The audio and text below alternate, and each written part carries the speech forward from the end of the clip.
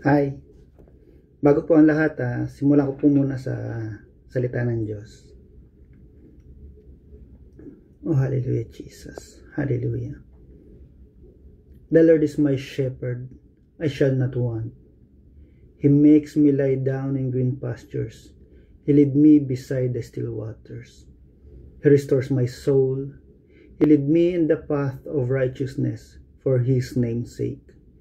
Yet though I walk to the valley of shadow of death, I will fear no evil, for thou art with me, thy rod and thy staff, they comfort me. Thou preparest a table before me in the presence of mine enemies. Thou anointest my head with oil, my cup runneth over. Surely goodness and mercy shall follow me all the days of my life, and I will dwell in the house of the Lord forever. Amen and amen. Ngayon po, bali, is June 28, 2025, 5:20 PM dito po sa New Zealand. Halos mag-iisang buwan na rin po ako rito. And lagi ako nagbubulay-bulay sa gabi sa salita ng Panginoon. Alam po yan naman nakakilala sa akin. Kaya ginawa ko yung page na ito. Ang tinawag ko dyan is Tupa sa Aotearoa. Tupa is sheep, and Aotearoa is the Maori word for New Zealand. Yung sinambit ko po kanina is yung from Psalm 23, my life verse. Kaya po ginawa ko yung page na Tupa sa Aotearoa. I believe, I claim it in Jesus' mighty name. Pinagpapala niya yung mga anak niya na nananampalataya sa kanya. Dinadala niya sa greener pastures.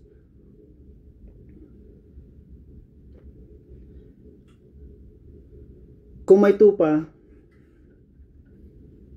dapat may nag-aalaga sa tupa. Sino ang nag-aalaga sa tupa? Tinatawag nila yun sa Bible mga pastol. Pwede rin natin tawagin mga pastor. And our great pastor, our great shepherd, pwede rin natin tawagin shepherd. And our great shepherd is Jesus Christ.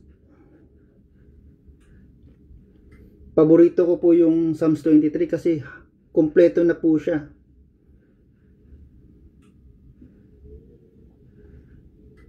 Sabi niya rito sa verse 1, the Lord is my shepherd, I shall not want.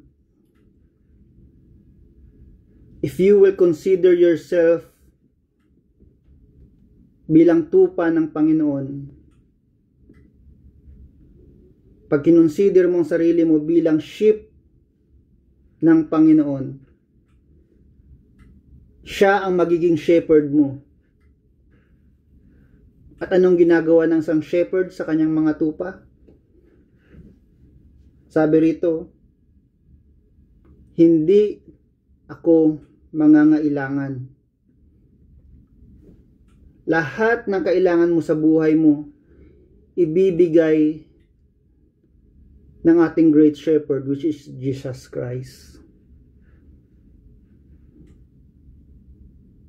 Yung ibang tao dyan, nangangamba sa kakainin nila, sa iinumin nila.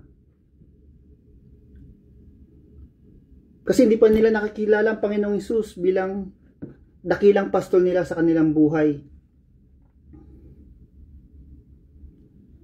Nangangamba sila sa itutuition ng kanilang mga anak. Natatakot sila sa ibabayad nila sa kuryente, tubig. Sa ibabayad nila sa gamot, sa kanilang mga karamdaman. But if you surrender your lives to Jesus Christ, mabuting pastol ang ating Panginoong Hesus at hindi kanya pababayaan. Ibibigay niya lahat ng iyong pangangailangan. Hindi ka mangangailangan, mga kapatid. Yan po ang sa verse 1 ng Psalms 23. Pipilitin ko po ito na maging maiksi. Mabilis. And sa verse 2 po, He makes me lie down in green pastures. He lead me beside the still waters. Makin niyo po yan. Sa dakilang katapatan niya. Pahihigain ka niya sa sariwang pastulan. Hindi ka magugutom, hindi ka mangangailangan. Lahat ibubuhos niyang provision mo sa buhay mo, your daily manna. Lalo na rito sa pagdadrive ko sa New Zealand, nakikita ko mga pastulan, ang lalawak, luntian, green talaga. May nakikita ko, daming tupa. Nire-reveal sa akin ng Panginoon. Sabi niya, anak, you are like that sheep sa green pastures na yan na dinadaanan mo. Hindi sila nagugutom kasi malulusog yung mga damo na pinaglagyan sa kanila ng kanilang mga shepherd. Ganyan ka din, anak, sabi ng Panginoon. Hindi ka magugutom, marami kang damong kakainin. Dahil nasa sariwang pastulan ka. Papatnubayan ka niya sa siping ng tubig ng pahingahan. Papakainin ka na niya, hindi ka pa mauuhaw. Kasi yung pastulan na yan, beside the still waters pa yan.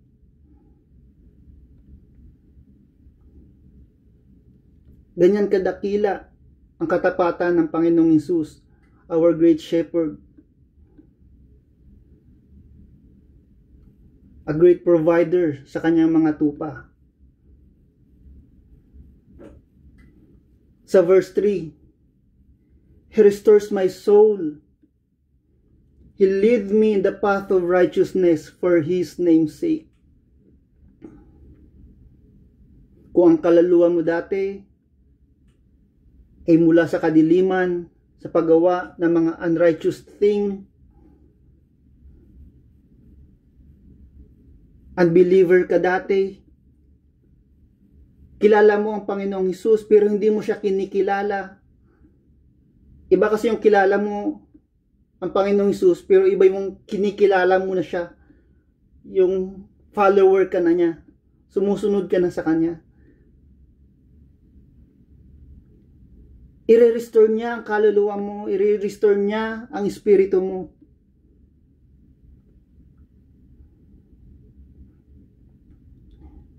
Sasamahan ka niya sa landas ng katuwiran for His name's sake, para sa Kanyang pangalan. Hindi ka niya hayaan na sa oras na tinanggap mo na siya bilang Panginoon na tagapagligtas, personal na Panginoon na tagapagligtas, hindi niya hayaan na yung kaluluwa mo is may sakit pa rin. Kasi pwede tayong may sakit sa ating pisikal na katawan.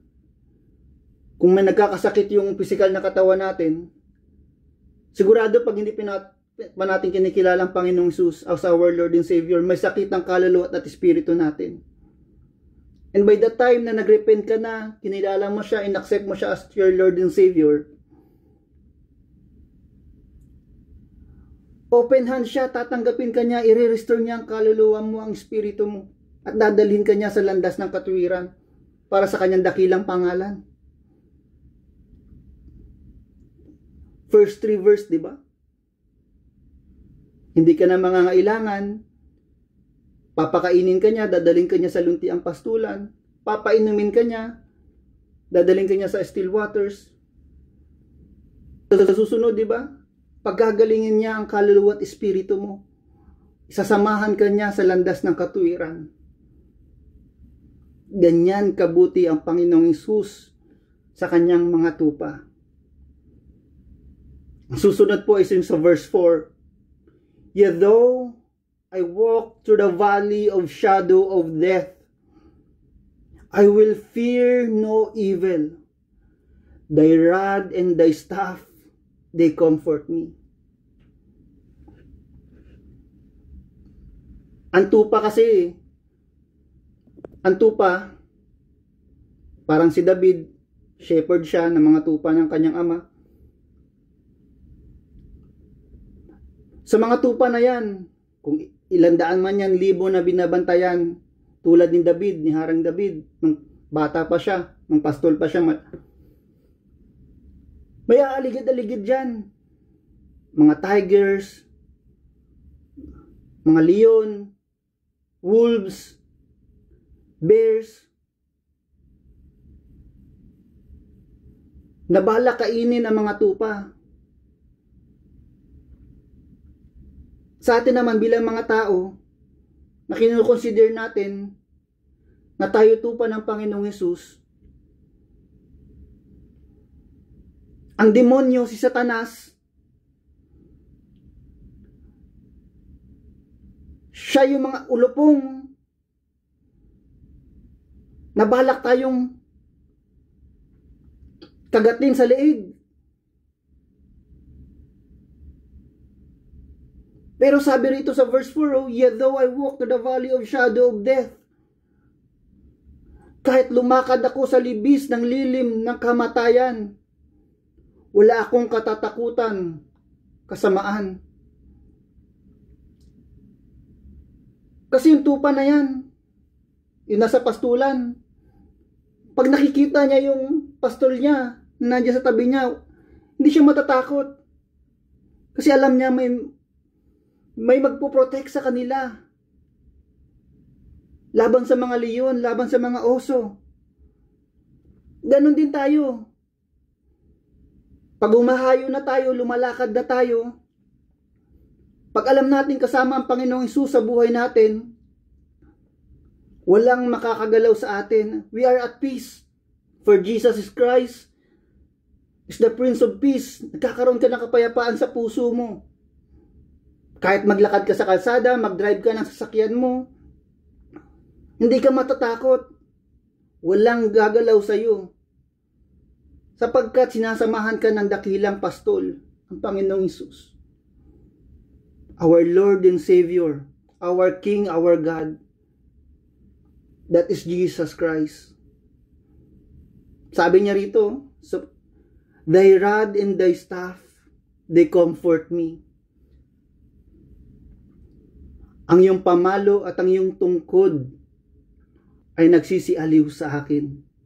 Pag nakikita ng tupa, yung pastor niya may hawak na pamalo at tungkod, alam niya na pag may lumapit na oso dyan, may lumapit na leon upang saktan sila, nandyan yung pastol upang puksain, patayin yung mga leon, yung mga oso na umaaligid, na balak manakit sa kanila. Gayon din tayo. If we will consider ourselves bilang tupa ng Panginoong Hesus,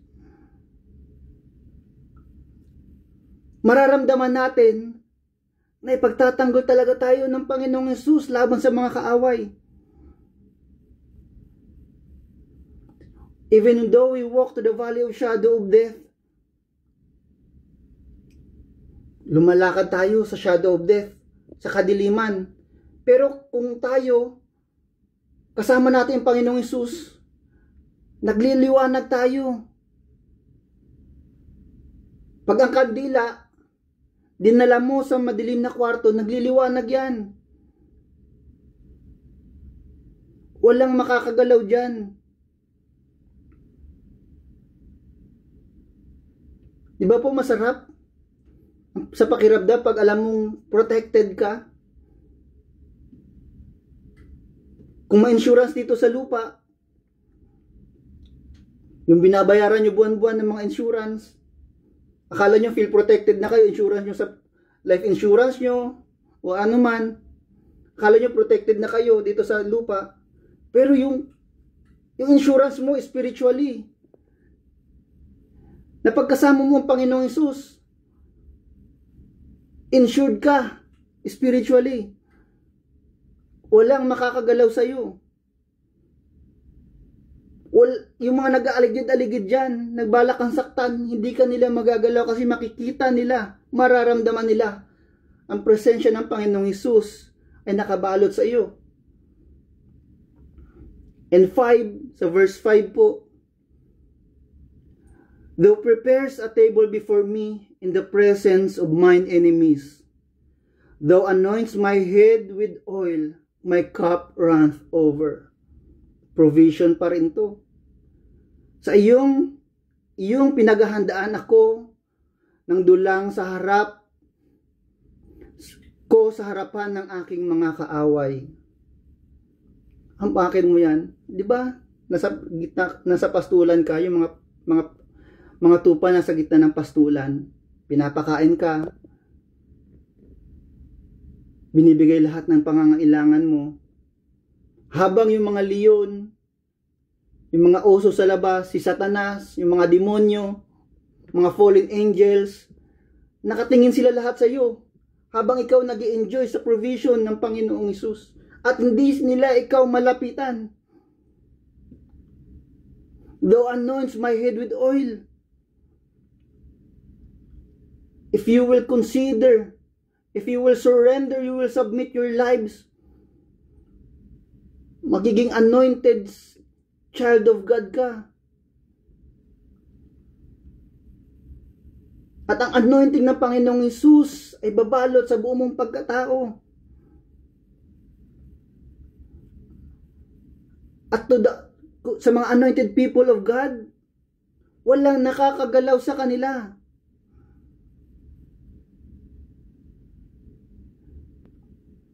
Nagtatalsikan palayo ang mga kaaway. Kumakain ka sa provision ng Panginoon. Kumakain ka ng physical food. Kumakain ka ng spiritual food. Pag nagbabasa ka ng Bible, habang nakatingin lang ang kaaway sa iyo, wala sila, hindi sila makagalaw, hindi sila makalapit sa iyo. And my cup runs over. Ang aking saro ay inaapawan. Umakin mo yun. Yung saro mo, yung cup mo, nag-uumapaw ng provision. Sino nga ayaw nun? Kung wala ka sa Panginoon, yung saro mo, dried up, tuyong-tuyo. Naalala ko nung maliliit kami, minsan yung lalagyan namin ng bigasan, walang laman eh.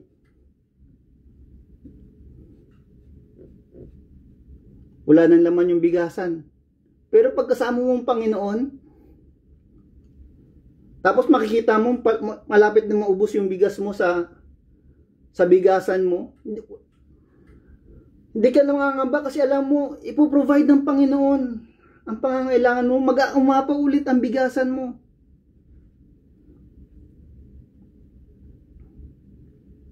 And sa last verse, surely goodness and mercy shall follow me all the days of my life, and I will dwell in the house of the Lord forever.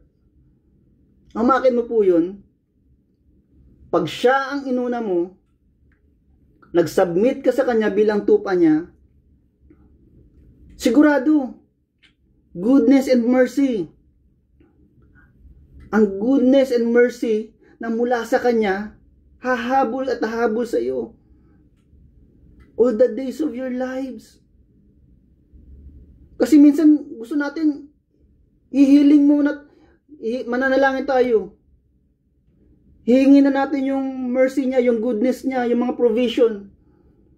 Pero pag tinugon niya na yung panalangin mo, ayaw mo na ulit maging tupa niya.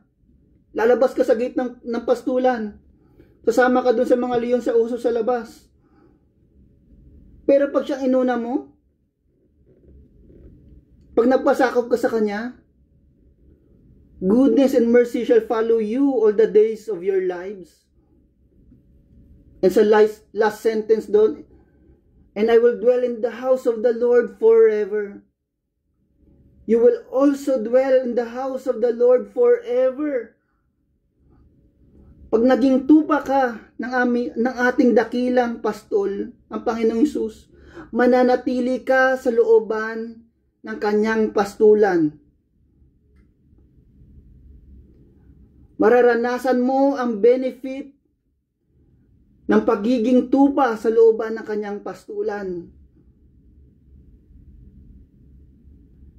Hindi yan matatanggap ng mga leon, ng mga oso na nasa labas ng pastulan.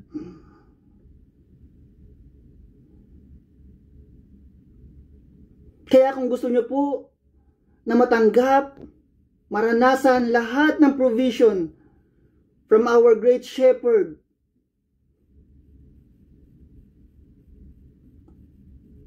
naisin nyo po na maging tupa ng Panginoong Hesus. Dadalhin ka niya sa luntiang pastulan, sa tahimik na batisan. Ipagtatanggol ka niya laban sa mga kaaway. Pagagalingin niya ang iyong kaluluwa. Sasamahan ka niya sa dako ng katwiran. Papakainin ka niya habang nakatingin ang mga kaaway. Pag umapawin niya ang iyong saro, hahabol sa iyo ang kabutihan, ang blessings na mula sa kanya. At maganda doon, mananahan ka. You will dwell sa kanyang tahanan forever. At kung nangusap ang Panginoon sa puso mo, nang marinig mo ang exhortation na ito, inaanyayahan ko po kayo, sabayan ako sa panalangin na ito. Una po, you will follow me sa prayer, and then I will say na pag ako na lang po ang mananalangin. Panginoong Hesus, kinikilala ka namin bilang aming Panginoon at tagapagligtas. Ang anak ng Diyos, ikaw nga ang aming dakilang pastol. Maghari ka sa aming buhay. Patawarin mo po kami, Panginoon, sa aming mga kasalanan mula ng aming pagkabata hanggang sa sandaling ito. Tulungan mo kaming sumunod sa iyong mga utos. Maghari ka sa aming mga buhay, ngayon, bukas, at kailanman. Ituring mo po kaming mga tupa sa looban ng iyong pastulan. Ikaw ang aming Panginoon.